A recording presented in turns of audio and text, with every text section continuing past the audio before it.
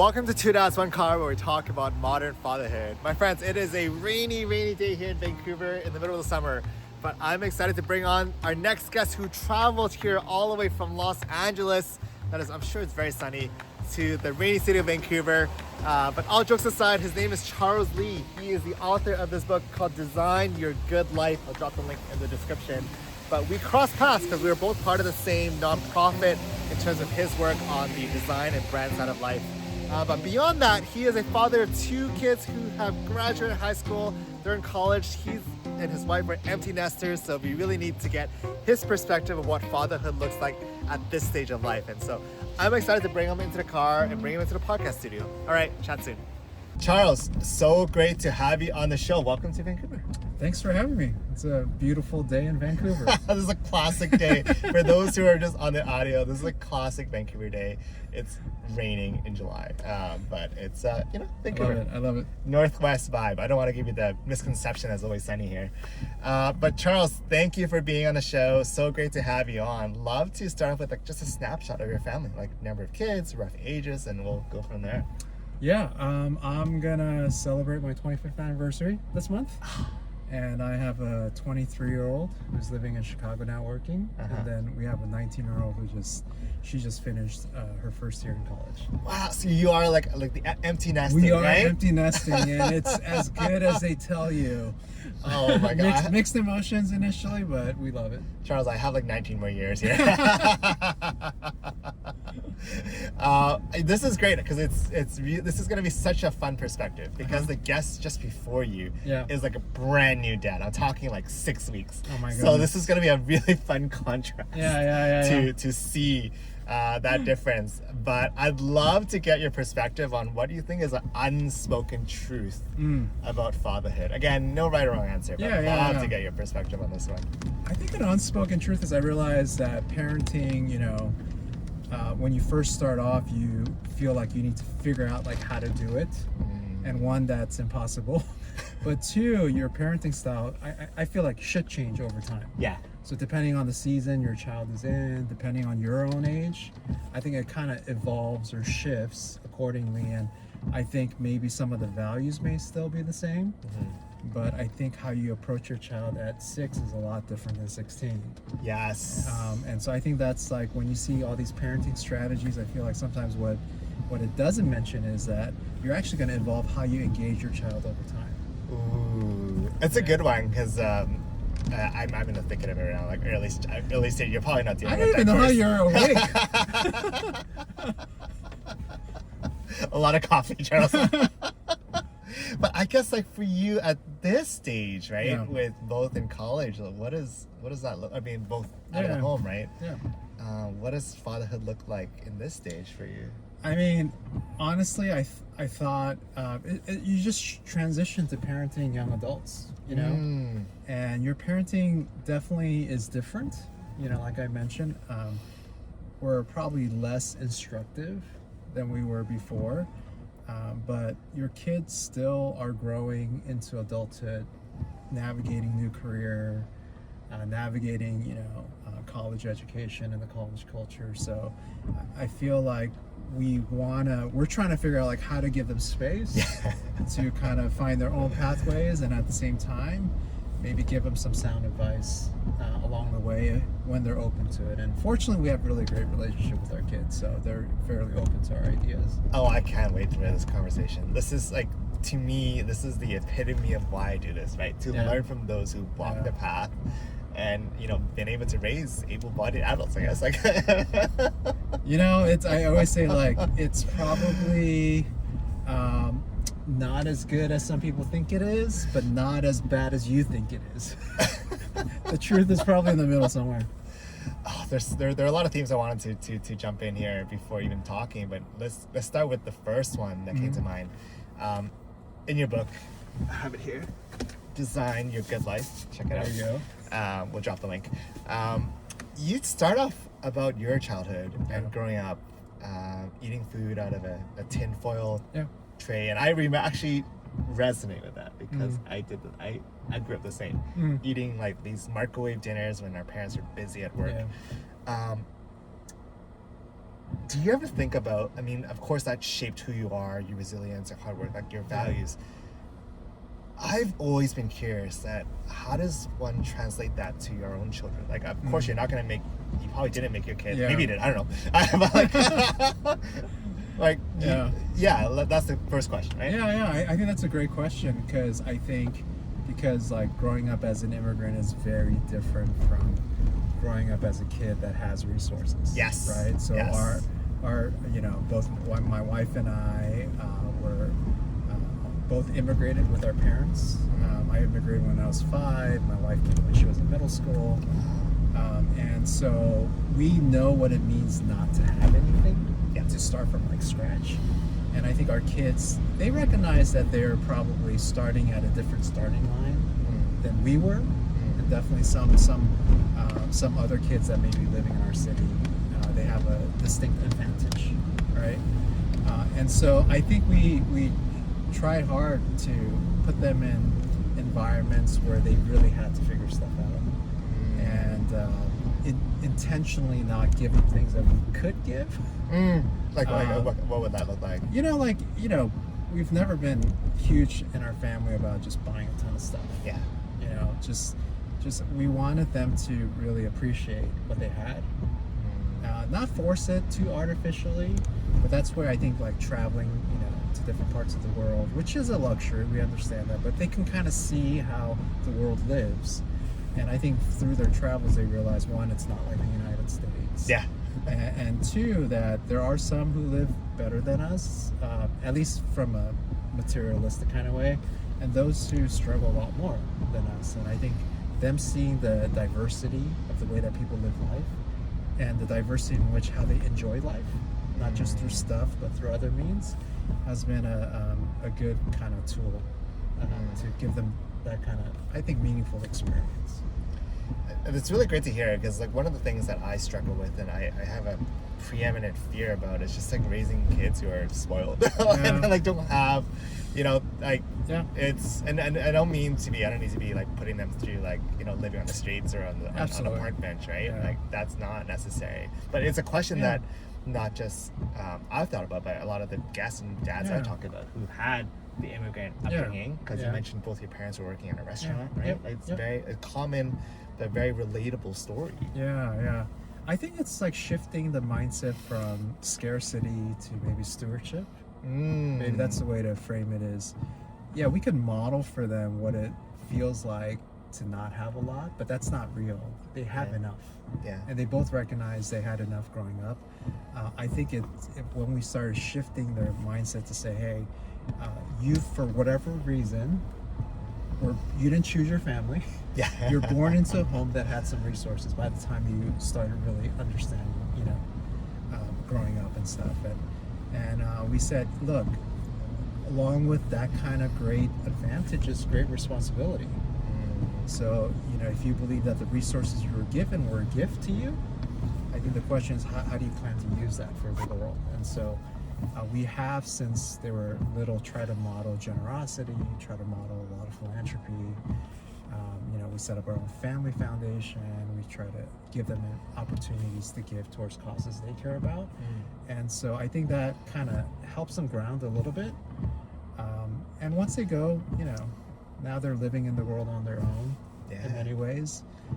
They go back to different points of reference about things we modeled for them, things we talked about, and now they have questions of their own of what this means. Because like my daughter, for whatever reason, she wants to be in law. Okay, let's chat. You know some people here. She but was always struggling. Like she felt like even through like applying for colleges, she had certain advantages that other kids didn't have, and she felt like, this feels like not just. So she even struggled, like, what should I feel guilty about the resources, whether it's academic advising to tutoring or all those kinds of things that she had. She knew that some of her friends didn't have. And so I think but she realizes that, okay, I really got to do something with this because there's still a lot of injustice in the world. So I think providing some type of environment or lived experience where they can work through their values themselves and struggle with it, I think is super healthy. That is really interesting, right? Because I also love your mention of this paradigm shift from scarcity to stewardship. And I'm going to reflect on this even more as I re-listen to the show, because you're right, because we could always start from a scarcity kind of mindset, but that leads to different kind of psychology about money, right? Money, be like, this is scarce, and you feel that tightening of it, right? But instead of, but the opposite is not to like basically ball out and throw money in the air, right? But it's that stewardship, I feel like it's probably in the middle piece of it, right? Because we remind them, like, growing up, like, even if they say, oh, my friend's so rich, you know, even right now in college, like, they go to, my son, both of them went to the same school, and they have really wealthy friends, and I always remind them, look, they're not rich, their parents are. One. And two, you just know the backstory of how they got there and the generations. Like, we're in our second generation, but for a lot of families who have a lot of, you know, generational wealth, it took multi-generations, and someone had to sacrifice at one point. Yes. So there is probably a unseen story behind that. Yes. So I think, you know, for whatever reason, we feel like we're put on this earth to do good and do the best we can with what we have. And so the question is, what are you going to do with what you have? That's right, because it's I think that's really powerful. It's like, what do you do with these tools you're given right now, right? And how do you navigate it at that point in time?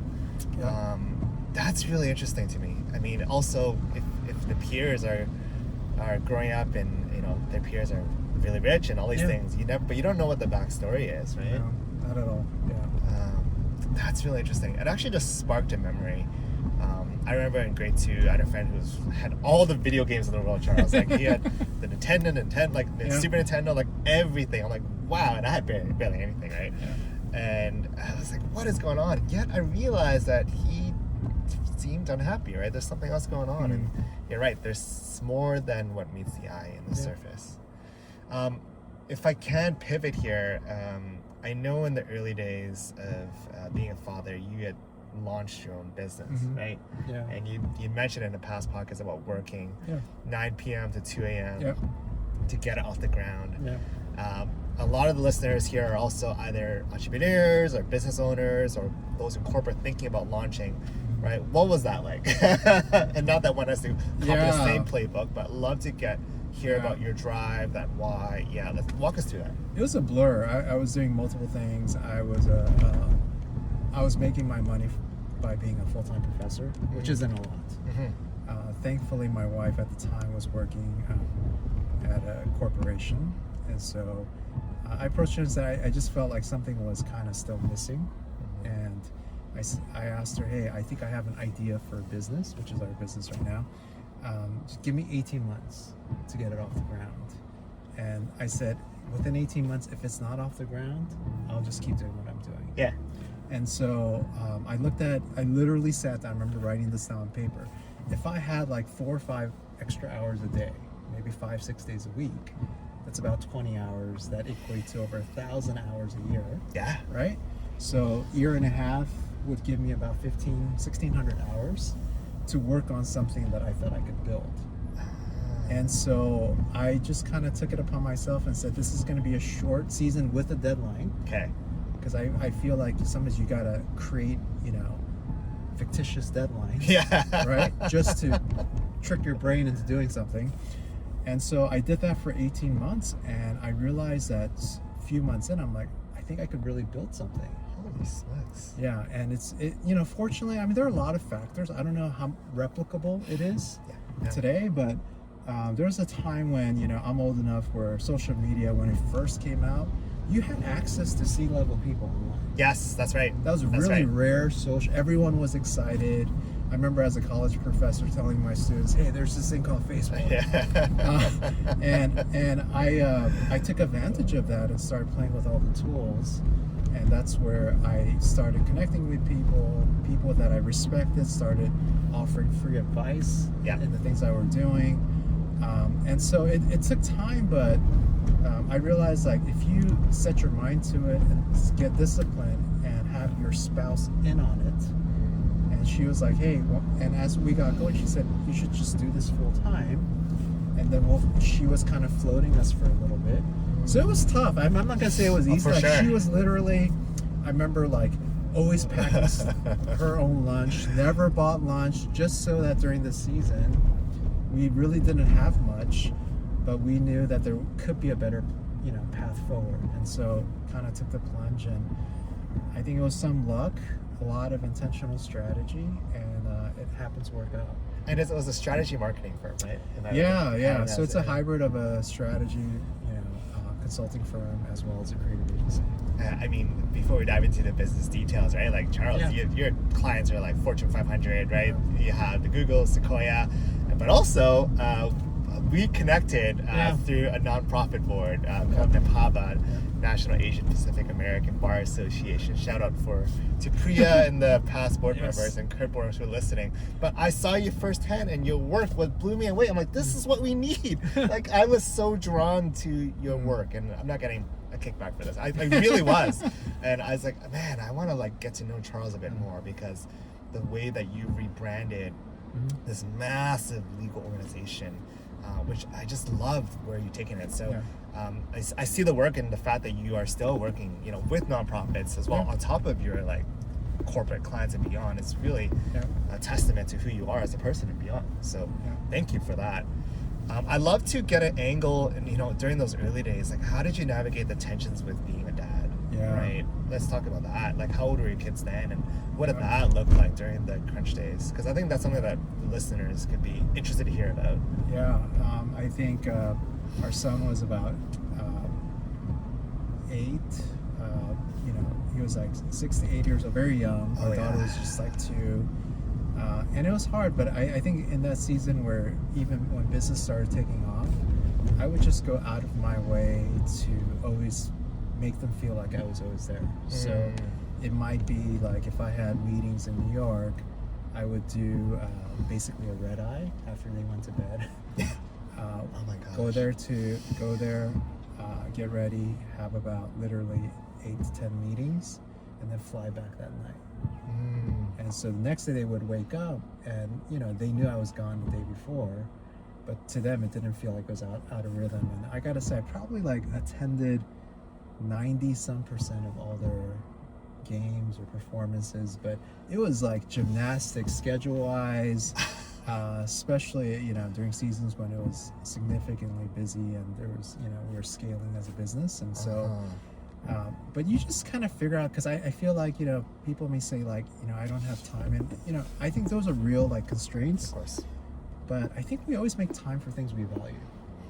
And how did you navigate, I guess, like with that, also time with your wife too, right? Yeah. Because it's also not just kids, also the spouse and that. Like, what did that look like in the early years? I think I'm fortunate because I have And Tina's great, by the way. partner in life like Tina, that she understood that like there's ebbs and flows and seasons of life. And she has always been like, even when I was first starting the company and we would go on vacation, she would bring up the idea like, why don't you wake up a little bit earlier, get a few hours in to your business, and make sure your team's they know what to do. Yeah. So you can enjoy a good chunk of the day with the family and not have to worry about it. So we intentionally plan like even schedules on our like vacations. Yeah. So that I could still be fully with the kids, but it meant like I slept a little bit less, but the exchange was great, but the fact that she was on board to say, hey, if you're gonna do this, let's do this right, and I'll support you through it, was just kind of an amazing gift. So if you don't have that, I think it's really hard. And I know new businesses take a toll on marriage. It did on my parents. It ended in their splitting up and their divorce. Even though they were at many levels very successful, creating their franchises. So that's really, and thanks for sharing so vividly too, right? What that looks like with the early stages. I'm sure you seeing your parents split, you must have been like, okay, I don't want that to happen, right? Yeah, because like for us growing up, like for me, I'm the only child, and so the only vacation I remember in childhood, like from, I don't know, 5 to 18, was they would close the restaurant on a Saturday night, and then we would, from LA, drive 4 hours to Vegas with them and some friends. they would have a blast. They would put me in arcade on Sunday, whatever, Yeah. and then we would drive back Sunday night. That was like my childhood like getaway. And so I think as a little child, I was like, I never want to live like that. I didn't. It was fun the first time, Sure, yeah. but it's not like enjoyable. Like, I don't have any fond memories of going out of town or anything like that. So I promised myself when I got married, I would never put myself in a position like that. Were there any, I guess during those early years, are there any moments that you're like, oh man, did you have these questions like, are we doing the right thing here? Especially as, the business picks up, the family tensions build up. There must have been like fights here and there. Child, and like for your son being 8, like that's like formative times, right? Yeah, all the time. What did that look? Yeah. So I'll tell you one story. Please. Like, and Tina may have to forgive me later. We'll buy her a drink. But there was a season where our company was in the early days, and one of the points of advice I got from some phenomenal people that if I would mention their name, everybody would kind of know them. Yeah. They're like, hey, for a few years, just create meaningful content and convene people around the topic you care about. And for me, it was idea execution. Yeah. So our company, everything's about executing well. Yeah. And so I would do these conferences. I did about 15 conferences in 3 years around the country. It's incredible, by the way. And then as I traveled, I would do all of these private dinners to connect people, but I would never pitch anything. Yeah. It was literally to build a reputation as a convener, thought leader, and connector. Yeah. Right? And so I remember one day my wife called and said, hey, we're scrapping up what money we had, and she's like, hey, I got a short sale on a house. Okay. And so we actually got it into escrow. It was an incredible miracle. It's actually the home we live in now. Nice. And then the real estate person started bringing in papers, and it showed all of our debt. Oh, yeah. Right? And so that's when my wife realized that I had maxed out all of our credit cards for this business. Yes. And she's like, what is going on, right? And so, it's really a gut check, and somehow it worked out where we still got the home, which we're incredibly grateful for. But it's just one of those moments where I still felt like it was the right thing to do at the time. Yeah. And I had enough trust in her that things were gonna pan out. But you also get this like gut wrenching, like, what in the world are you doing? And I think that battle's always there as a small business owner, Yeah. It's not like I take on more risk than the average person, but I think it's more like calculated risk taking. It's more of trying my best to position myself in a way that I hope that will yield the right return. And most of the time it does work out okay. Yeah. But emotionally it's a roller coaster, and it did impact my health. I think it did impact our relationship for a while. But I'm just grateful that we've worked through it, and like I said, like we're celebrating our 25th year. That's incredible. That's incredible. I had a chance to meet Tina. She was lovely, and they met me at the Arabian office just earlier before we started recording, and it's so great just to see in action. And honestly, I feel like I have more eye bags than you do. So like clearly, there's some kind of magic going on here. But it seems like it's very much doable in that sense, right? Yeah. Right.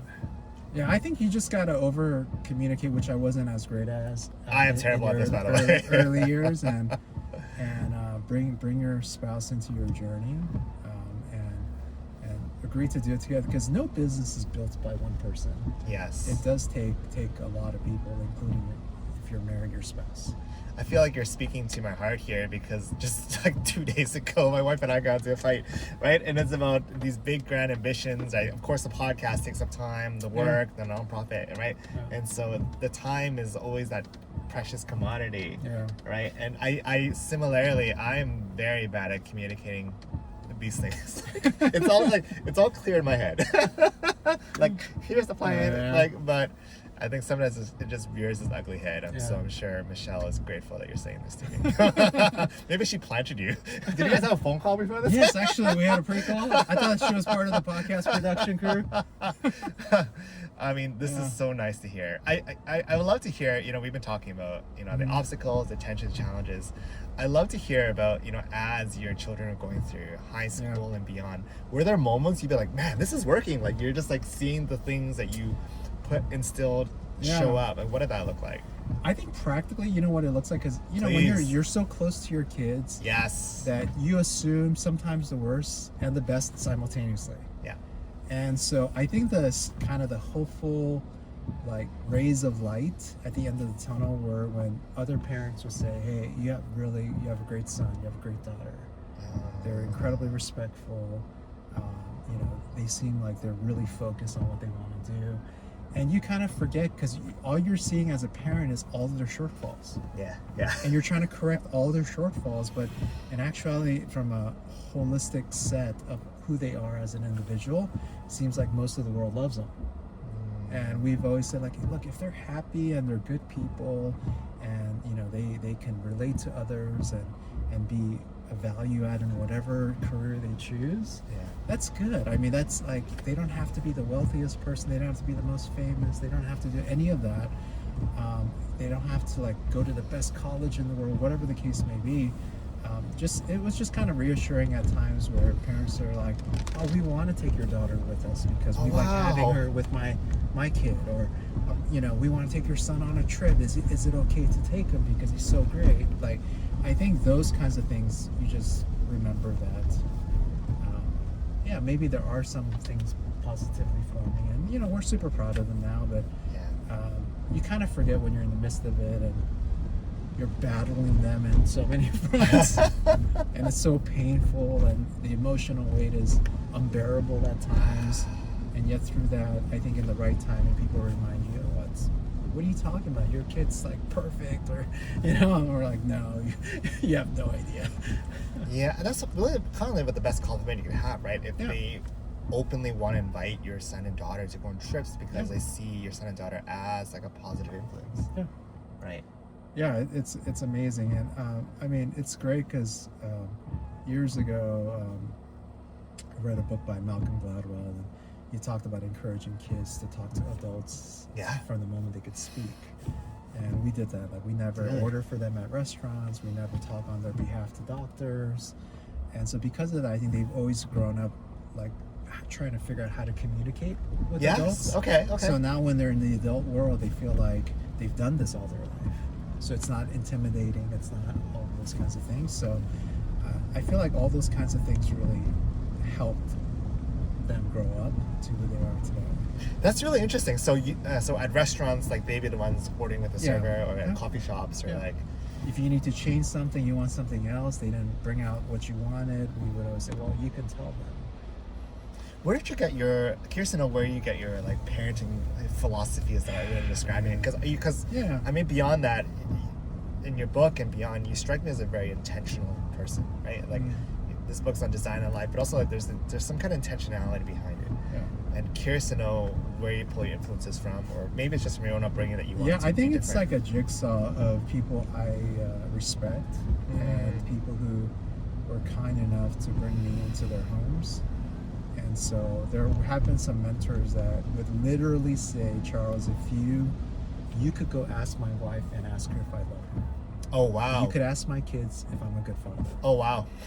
I like that blunt. You could open my checkbook to see what we do with our resources. Yes. And because he's like, you know, I'm not perfect, but I want to model something for you. And so coming from like a broken home, I didn't really get that from my dad. Yeah. But to get it from other men, and this is, you know, another thing for, I think, fathers, is like, we have to mentor other fathers. You know, so I think what you're doing is so valuable, because if you don't come from a healthy environment, like, who's going to guide you? That's true. And so I've had a few mentors that really modeled it well. You know, whether inviting folks over for Thanksgiving that didn't have places to go, to just how they create family traditions, or you know, how they raise their kids. And I've always been a curious person, so I don't mind asking people like 1,000 questions. Why did you do that? How do you talk to your kids? Or, so yeah. So I think I've been fortunate to meet really good people in my life that kind of fill that gap of modeling. I really resonate with that, Charles, and thanks for modeling even on the show, right? And being that mentor for many people who are listening, even to myself, as I'm like processing and just pulling up ideas from what you've been sharing. Because yeah, it's one thing to say things on the surface, but the fact that your mentor say, hey, just ask my wife, ask my kids, like ask that is probably the most direct, and you could hear the pros and the cons. But having that, I don't know, moral compass is the right way, but just having that guide. Because when you and I, before we started recording, jumping in the car, I was sharing my journey through the podcast and how I was realizing that, and the listeners know this through the different episodes, but there wasn't really anything out there that addressed the fatherhood aspect of life, right? There's, of course, the entrepreneurs, the business owners, all these things, but like, what is actually happening home, right? Like, how are you able to make this work, right? And the fact you shared how you just, I'm just gonna hop on a red eye, hop back, right? Sacrifice some sleep, I'm gonna make it work. Yeah, I think there's a lot. I mean, we have to learn from each other. I don't know. Yeah. Like, I'm sure if any father in the world is honest with themselves, nobody feels like they have it together. Yeah.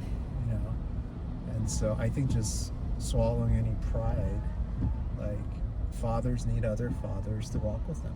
Yes. That's just the reality. So husbands need other husbands to talk to when there's difficulty in the home.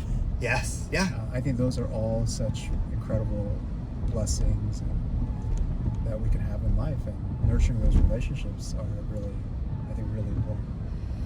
Did you ever have conversations with your dad, like after a while, about your upbringing and why he made certain decisions? I'm purely curious, right? Like on this. Yeah, probably not enough. I think definitely my father, I have no doubt, like he, when he was raising me, he loved me, and even through all of the pain, he found little subtle ways, but he's classic first generation immigrant. Yeah. And so he uses humor, or periodically he would put some money in my pocket when I would visit him in college or something like that, to kind of express his love. But I don't recall, like, it's very different, right? Because they're probably a generation that's less likely to say, I love you, come here, let me hug you, my son. Like, what is this? Right? Yeah. As opposed to like our kids, like even our son who's 23, he says when he's hanging up, hey, love you. Oh my god. So that's like, for us, it's amazing, because my wife and I, neither of us had that. Oh wow, I can't even imagine myself saying that to my parents. I should probably do that to my mom more often. Even though my dad's not here anymore. Yes, love you, Dad. Thanks for the work you did. But you're right though, right? It is, but there's part generational, right? Because in that circle, it's like, oh no, why would you do that to your child, right? And I think the generations shift and change, right? But I think I like what you said there about models too, right? Just finding the right models and the mentors to kind of walk through. Because maybe it wasn't cool, right, to be that close to your kids, and you're like, I gotta find the right models to help navigate. My gosh, I'm curious, because I love to dive into your book just a little bit, right? Because you mentioned, now that empty nesters in that sense, like now you're at the space of life, now you can focus back on pushing on the business side of things, right? Isn't that interesting, right? Very interesting. Yeah, I think it's been fun just to, we had kids relatively young, so it's been nice that everything we sacrificed on the front end, we could kind of enjoy a little bit earlier than a lot of our friends right now. And so that's been fun. But we're also in a process of like rediscovering who we are individually. And so I know my wife's been kind of on her own journey to rediscover who she is now that, she's a mom, but she's really not. Yeah. Anyways, because when people meet her, they may or may not know that she has kids, grown kids. And so she's trying to figure out, like, who am I? What am I interested in? And so actually she's reading through my book. Oh no, I love it. Working through it, And so it's pretty awesome to kind of see it through her eyes. And she told me recently, like, man, the book came out at the right time for her, and she's been really enjoying just that rediscovery of her own identity. Are there any chapters that resonate with her on the book? Oh, this is hilarious. This is great, actually. Yeah, actually, towards the end of the book, there's in the epilogue, I tell the story of asking her on a long drive, like, hey, do you think we have a good life? Yes, because it's such an audacious title. Like, who titles their book "Design Your Good Life"? And I felt like, oh man, it's gonna come off so like arrogant, or I'm not trying to be a guru to anyone. And she took, she paused and she said, hey, I think we actually built a good life. We're blessed with our kids. We have great relationship with them. And she was really good, because there are intense times with our kids where there's a lot of butting heads because they're strong in their own way. But even in the midst of that much pain and frustration and sadness sometimes, that every conversation ended with us reiterating how much we love them, no matter what. And so doing that and building a business where it sustains our life. 10 years ago, we got to hire my wife out of her corporate job into ours. So we work together now, and we get to travel together and work remotely from anywhere in the world. And so love it. And then, building enough resources to be generous with our money and our time is something we love. And that's why we love working with nonprofits and other organizations. And giving towards causes we believe in.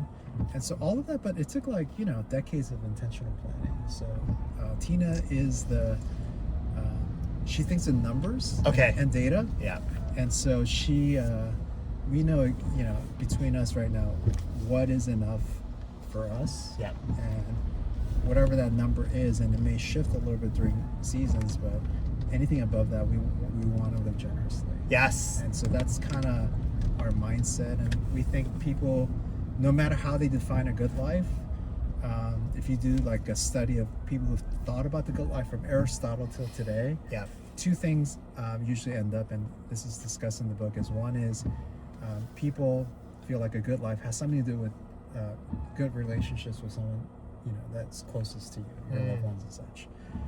And the second is, not just being best in the world in something, but being the best for the world in something. In other words, like, you're contributing something meaningful to the world that makes you feel good, but it actually benefits other human beings. And so I feel like, whatever your definition is, and it can be shaped by your religious perspective, your ethnic perspective, all these other kinds of things, but the desire of this book is to provide a framework to help people figure what that is for them in this season of life. Wow. Yeah. We just drove past a restaurant here where I had a past guest. I'm going to get him a copy of this book. And him and I are navigating similar questions, right? He is recently won Chef of the Year here in Vancouver. But he also has young. Why didn't we film there? We'll go, Roger. Get us in there, Roger. We'll have to do a podcast. It'll be 2 dads, 1 restaurant. We'll pop by. I'm sure we'll pop by his place. But it's something that we've been talking about. How do we design a good life, right? Yeah. What does it mean to be or have enough, right? Yeah. And that psychological piece is probably one of the most critical things that we think about. Because it could be at the sacrifice of family, time, health, all these things that are part of it. Yeah, I think the big thing is, like, when people choose, like you're doing with your friend, choose to own their own agency, to make positive decisions in their life, it's a game changer. Not only are you happier, you're physically healthier. There's so much research around that, and you start to see opportunities you never did before because you're thinking intentionally about your life. And so I think that's the thing right now, is like, as AI continues to exponentially grow and tech becomes so integrated into everything that we're thinking about and such, is my hope is that books like this will encourage people, don't let go of your own human agency and your ability to really think about yourself deeply. Because most substantive things require time and struggle and require hesitation before you answer. All these things that only really human beings can do. So I think that's my encouragement, is look, our lives are really short. I had no idea I'd already be in my like almost mid-50s. Oh my gosh, no.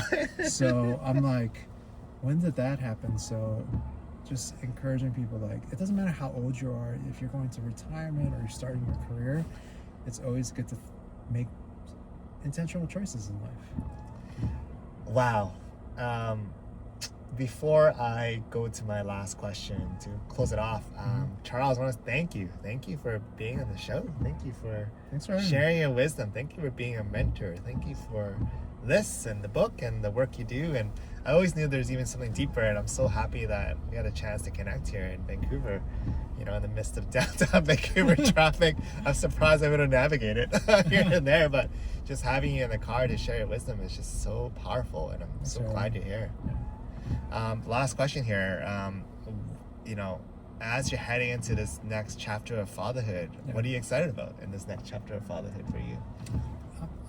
As a realistic father, I'm excited to see our kids flourish in the way that they need to flourish. I'm excited to see them how they're gonna meet some of the challenges they'll eventually come across, and how they're gonna navigate that. And I'm excited to see, like, God willing, like, I'd love to see grandkids one day. Grandkids. No pressure, Jonathan and Alexis, no pressure. But I think it's just beautiful just to see kind of the cycle of life, and just the privilege it is to be alive. You know, my father remarried, and his my stepbrother, you know, he was 38 and had a brain aneurysm while he was sleeping. Oh my gosh. And he passed away at such a young age. And so I feel like every morning I wake up, it's a gift. Yeah. And just to remind myself, look, life is short. Don't have a scarcity mindset. Do your best. Be as generous with people as possible, with your time and your money and your resources, your connections, and hopefully we can become a really good contributor to the world. And I think that'll make everybody happier. And I think our world needs that, especially today.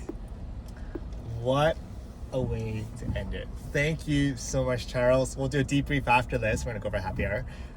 But such a joy to have you in the car. Love to chat even further as we catch up for drinks. So thank you, Charles. Thanks. That is a wrap. Man, that was an episode, eh? I actually felt like the episode that came at the right time. Charles, I'm so grateful for you to be on a show. It was so great to hear about your intentionality with raising your two kids and really navigating, not from a place of sacrifice, from a place of stewardship. You know, it's really a question that my wife and I grapple a lot with in terms of how do we raise kids who just as much value, you know, have the values of hard work and really cherishing what they have, because we're definitely in a different financial stage than where our parents were at. And so it was really kind of good to kind of dig into that with Charles, get his perspective, and also for him, you know, as a business owner, as an entrepreneur, what that looked like in the early stages with a young family. And so I took a lot. There's so many nuggets in that episode. I hope you caught them. Maybe re-listen, because some of them are included, you know, instead of being the best in the world, how do you be the best for the world? And so a lot for me to chew on and more. And so, you know, I'm still reflecting, and we just came out from having, you know, happy hour just to dive a little deeper with him and his wife, Tina. And so they're such a lovely couple to kind of learn from and chat more with. And so I'm so blessed. I'm so grateful. Thank you, Charles, for being on the show. Thanks for spending your time with us here in Vancouver. And for those who are listening, give us a follow. If this episode resonates, I'm going to ask you to share it. Share it with a friend who might need it. Share it with a fellow dad, because that's the best way we are growing. And actually, fun fact, I'll post this on socials. We are actually now a top 10 podcast on fatherhood, which blows my mind. I had the team go through our SEO and our stats. I don't really look at stats as much because, I don't know, I'm always like a little hesitant. But my surprise, we are number 7 when it comes to fatherhood. So number 7 on Apple Podcasts. And so thank you to the listeners. Thank you to the guests. Thank you to my team. We'll do a proper celebration post, but I just wanted to reflect that and thank you for sharing, because it means a lot. And so with that, see you all next time. Thanks for listening in, and we'll chat soon next time. Cheers.